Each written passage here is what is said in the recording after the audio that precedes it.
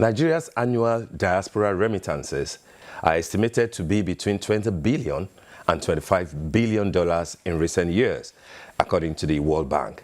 This critical inflow of funding surged to a reported $600 million monthly in mid-2025, a significant increase attributed by the Nigerians in the Diaspora Commission and the Central Bank of Nigeria to new financial policies, including dedicated non-resident Nigerian accounts. According to the two agencies, that has renewed the diaspora confidence in the financial system. This upward trend is expected to continue with a target of achieving $1 billion in monthly remittances by shifting the focus from consumption to investment and fostering structural development in Nigeria.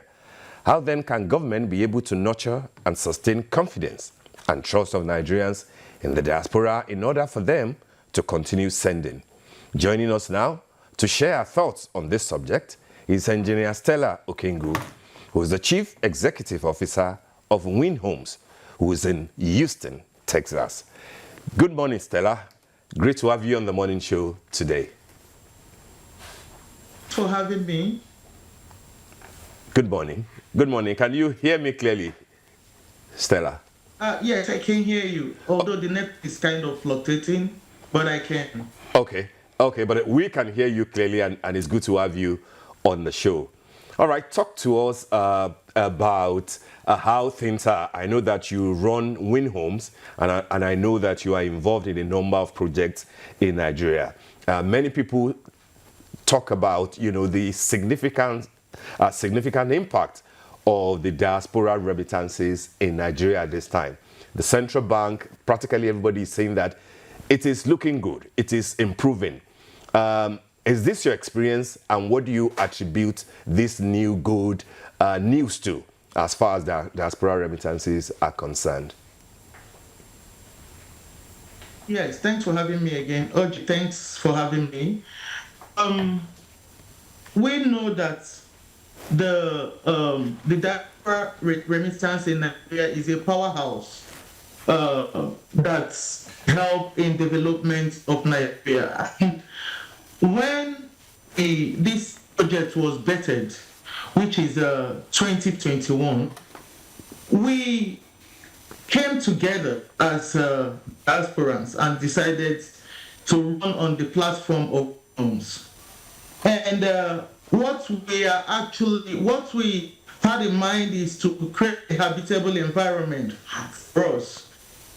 So that was how the people, we legally acquired 18 to 20 hectares of land with Pre-Valley title, segmented into 400 plots. That is about 2,500 plots in total. Plots is valued at 150 million naira. Infrastructure inclusive. We want to embark on a modern estate that has all the facilities. Now, the 2,500, if you multiply it with 150 million inclusive of the infrastructure, it amounts to 375 billion, which is equivalent to 150 billion when we started bringing it. I'm not talking about, because when we started bringing it, the exchange rate was $400. When they come out and say that we are demarketing Nigeria, we are not. There's no way we can demarket our country. If we want to demarket Nigeria, we have options. We live here. We have a better life here. But our heart is still in Nigeria. It's still home. I know how we traveled all over the continent, convincing people to come back to Nigeria and invest. We have foreign investors there that wants to do a world-class in that estate. Everybody is watching. The world is watching. The international communities are watching. It's so bad and it's so unfortunate that the minister can reckless using some words and also invoking the president's name on this kind of issue is crazy. All right. I mean, there is absolutely some sort of trust deficit with these investments. First, I'd like to even know what inspired you to focus specifically on diaspora investments in Nigeria real estate. And what do you say are the biggest trust issues Nigerians in the diaspora face when considering investments back home? We've heard stories of, diasporans losing money to fake developers or incomplete projects. How common is this problem, and what impact has it had on, of course, the foreign direct investment into real estate? Thank you for that question. Now, the people in diaspora, like what they've lost money. Even some of them has given their family money to buy things for them, and some of them has given some developers money that they cannot account for. So we created a platform, and most of had this trust that I'm a citizen of United States. So when I was convincing them, we have a platform that created that you can sign in, start making your payment little by little. These are hard work that Nigerians that is over the world. So when we did a presentation of that platform, all of them keyed into it and started contributing money since 2020. This project is not about making money. It's a dream. So it's so painful that the diversion is not what is an intentional diversion, because they diverted it because of some estates around there that has built on coastal roads. Look at the Tokumbo Wahab that is clearing the canal. He's going through the master plan of Lagos State. The only thing that the minister is supposed to do is go through the master plan. When he talked about MTN cable, if you see the telecast, I think it was arrived at telecast, the MTN representative advised him to go back to the original alignment, because they know that cable is not on original alignment. Then the next thing, he diverted it to our property. 2 times he said he's not going divert into a property. He operated and reprobated on national television. So I am surprised, because this is hurting Nigeria. This is hurting the globe. This is not what we want to do, but it's how we have tried best to get the ministers to see reason with us.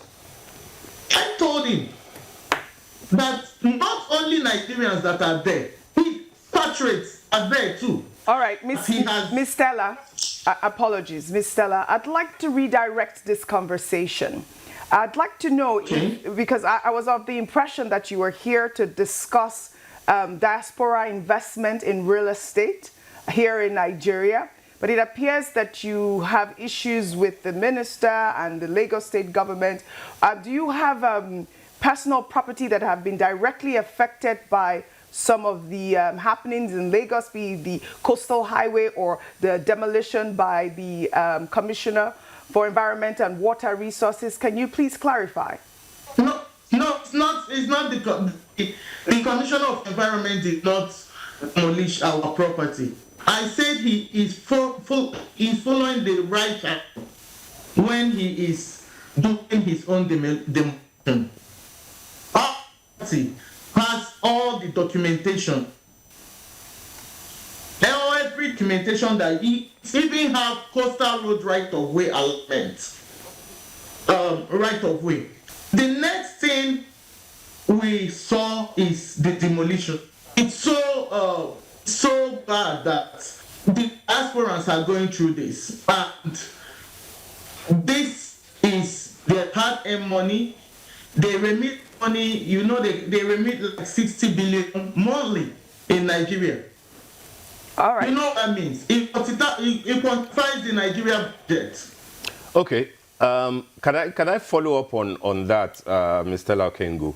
I recall that you were on this same program a few months ago, and you spoke about the fact that you might seek legal redress for what has happened. I'm sure you are talking about the Lagos-Calabar coastal road. So 2 questions here. How far have you gone with the legal intervention that you said to us you are going to seek? That's one. And then secondly, possibly more importantly, is Winhomes involved in getting your partners and collaborators in the diaspora to invest in real estate outside of Lagos? Are there other locations in Nigeria that you have looked at or that you are possibly looking at, say in Abuja, say in other parts of the country, in the south, in the southeast, so that it doesn't look as if when you are talking diaspora interest in real estate in Nigeria, it's only about Lagos? Can you clarify that for us, please? Yes, when I'm talking about Lagos, yes, we have, like I told, we are in court. The suit number FHCLCS1006 is still for the Federal Court, Ikoyi.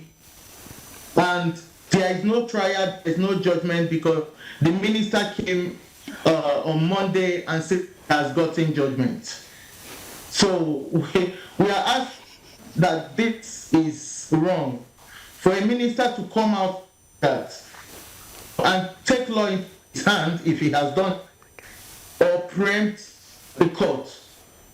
Any attempt to revoke our litigation is a contempt of court.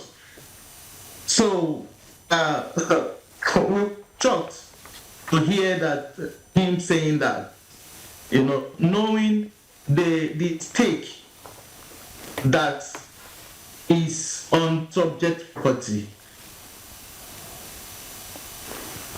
What about the second part of the question? Are there other areas in the country that Winhomes is looking at, in terms of real estate investment in Nigeria outside of Lagos? Yes, apart from Lagos, we are looking at Akwa-Ibom. We are looking at Enugu State. We are looking at Ogun State. We even purchased a property at Ogun State that we want to start when we are done with the Lagos State project. All right, let's stick with the issue of the trust deficit. I'd like to know how do you ensure transparency throughout, your development process, especially for, investors who cannot physically monitor, their projects? What specific measures has Winhomes implemented to build and maintain, trust with, our diaspora and clients? Like I highlighted earlier, we've seen these reports going around, but go ahead. Yes, like what I told you, we are still at the pre-project stage. And we have a platform that it's kind of that all the investors that is not around that cannot monitor the project that on that they will see what's happening to give them reports. We are going to give them all the project report. Have a platform. That was why they actually invested. All right, may I just ask you, just for the benefit of our viewers, I'm sure that I tried to do that the last time you were here. Have you tried to engage with the Minister of Works directly and personally over all these issues that you have had with him on the Lagos-Calabar Coastal Highway? Have you tried one-on-one intervention, maybe somebody who could intervene without necessarily, you know, jeopardizing what you're trying to do with the law courts? Have you attempted that at all? I have. I was in Nigeria for 8 months. I was begging the minister. I was literally begging him. I got his number. I begged him. When I came for a stakeholder meeting, immediately I entered. The next thing I told them, this project is a beneficial project for everybody in Nigeria. Why we bought the property? Because it's facing the original gazetted alignment. That's why we bought it. And I appreciate the minister doing this job. I want everybody to give the minister a round of applause. The next thing, he started embarrassing me. He told the police to throw me out of what do they call it? The stakeholder meeting. They didn't do it later because there was a lot of intervention. So House of Rep members were there, so they had to stop it. In front of everybody, he told me, look, the Igbo woman and old man are coming to Lagos to grab land. It is not my land. This is people's property. It's not my. That's what I'm telling him. This property has been sold out. On the pre-project development, we have Sandfield, we have done a lot there. And I know what getting that property. We paid twice on that property because, you know, after paying, another people came and said that they are part of the family. It was crazy. But we put everything down, make sure that everything is okay. We did some community, get some of the what the community requested from us, which is not even part of the money. All right, Ms. Stella, I hope that you get a peaceful resolution with the Minister of Works, Dave Umahi.